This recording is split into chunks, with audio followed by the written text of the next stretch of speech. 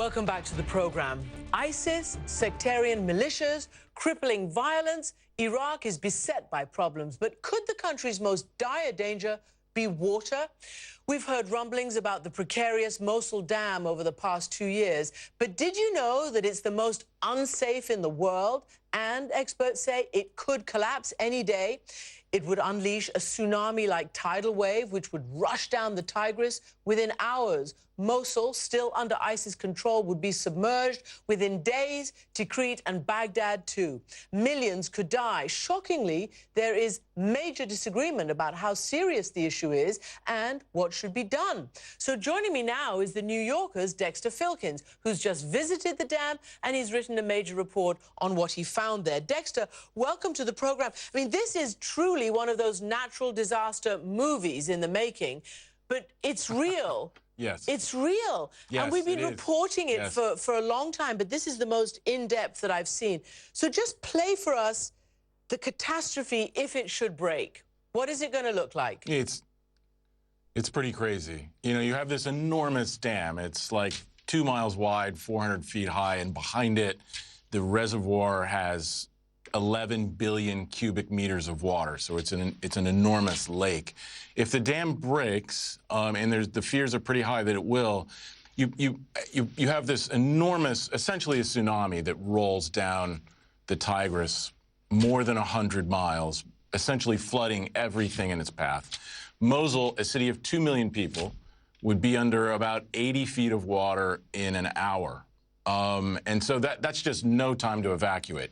It would sweep all the cities before it, and it would arrive in Baghdad after about 3 days. Baghdad would be under, at a minimum, 16 feet of water, which is enough to flood most of the buildings in that city. That's a city of 6 million people. The international airport would be flooded. Therefore, no planes would be able to get in to mount a relief effort. So when they did the computer models on this stuff and kind of factored in, you know, how quickly people could evacuate, the estimates are like astounding.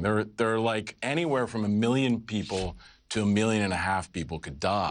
Wow. In the flood. Wow. And then it's incredible. And I think what. Go ahead, sorry. No, sorry. I mean, yes, those people could die, but what about the survivors? You say that because of the airport could be flooded, couldn't even get in humanitarian aid or any life-saving methods. Yeah, it's really that. Somebody I was interviewing said to me, he said, "Okay, like we have a lot of dead people, but what about everybody else? You know, how do you feed, say, take Baghdad? How do you feed 6 million people when it's under 15 feet of water and the airport's closed?" Okay. And so, yeah, there's a lot of worry out there. Can we just give us the reason why it's so dangerous? Okay, it was built under Saddam, and it's all about the rock, Yes. isn't it? The quality of the rock, which seems to be dissolving, on which it's built. Yes. Yeah, it's a beautifully constructed dam. And it's in the wrong place, and so it's, yeah, as you said, it's sitting on a bed of soluble rock, and so the rock, when it comes in contact with water, starts to dissolve, and that, you know, you can see that's like really dangerous. And so from the minute the dam was finished in 1984, more than 30 years ago, there have been teams, hundreds of people have been working at the bottom of the dam, pumping in tens of thousands of tons of cement and concrete underneath the dam as these caverns open up underneath it. And they work around the clock, 24 hours a day, 7 days a week, for more than 30 years to basically stave off the collapse of the dam.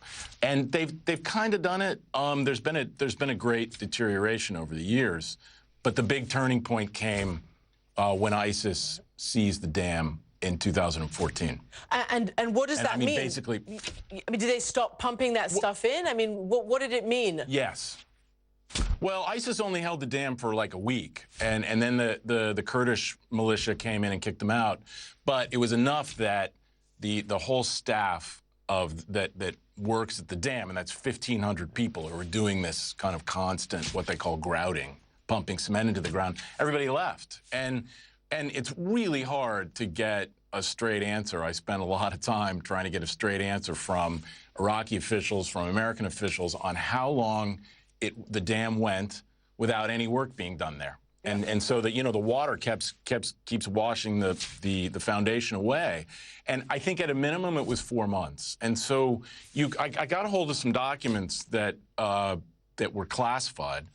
And you can see that the Americans went in after they took the dam, after they retook the dam, and they started looking at the dam, and they're horrified. They thought, oh my God, like this thing is gonna go. And what the crucial thing, what's happened over the past couple of years since ISIS had the dam, was it's basically started to move, and it's moved 4 times since then. And Whoa. that, the implication is that because the ground is moving underneath. Yeah. And one of the people who you quote says it's like a nuclear bomb with an unpredictable fuse, and it could happen anytime. But here's the thing, Dexter, which I find just traumatic. You've got several different views on this. One of the directors of the dam, from your article, says, sure, we have problems, but the Americans are exaggerating. This dam is not going to collapse. Everything is going to be fine. And then we have another engineer, the former Mosul Dam engineer, who's now in Sweden, who said this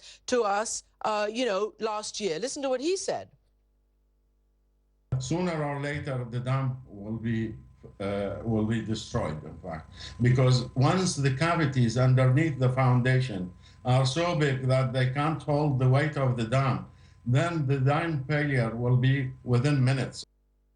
So which is it? I mean, if you can't get a consensus on the danger and the imminence, how is it going to be fixed?